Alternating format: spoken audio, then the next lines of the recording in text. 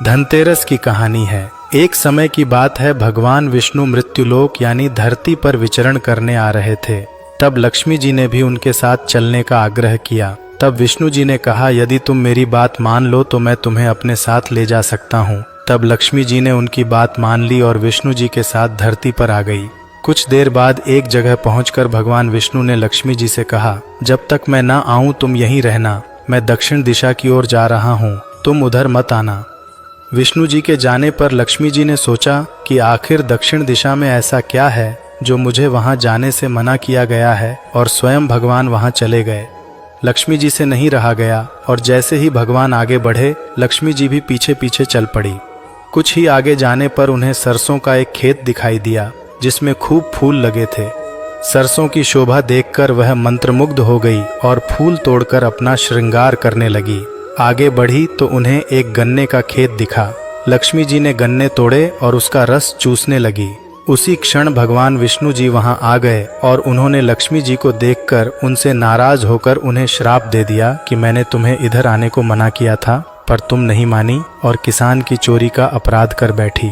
अब तुम इस अपराध के बदले किसान की 12 वर्ष तक सेवा करो।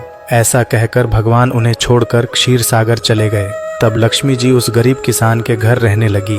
एक दिन लक्ष्मी जी ने उस किसान की पत्नी से कहा कि तुम स्नान करके पहले मेरी बनाई गई इस देवी लक्ष्मी की मूर्ति का पूजन करो और फिर रसोई बनाना। तब तुम इनसे जो मांगोगी वो तुम्हें मिल जाएगा। किसान की पत्नी ने ऐसा ही किया। पूजा के प्रभाव और लक्ष्मी जी की कृपा से किसान का घर दूसरे ही दिन से अन्न, धन, रत्न, स्वर्ण आदि से भर गया।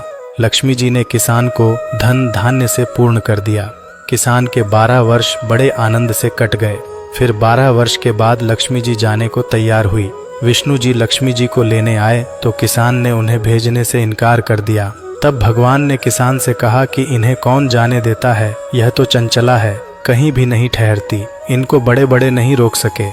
इनको मेरा श्राप था, इसलिए 12 वर्ष से तुम्हारी सेवा कर रही थी। तुम्हारी 12 वर्ष सेवा का समय पूरा हो चुका है। किसान हठपूर्वक बोला कि नहीं, अब मैं लक्ष्मी जी को जाने नहीं दूंगा। तब लक्ष्मी जी ने कहा, हे किसान, तुम मुझे रोकना चाहते हो तो जैसा मैं कहूँ वैसा करो।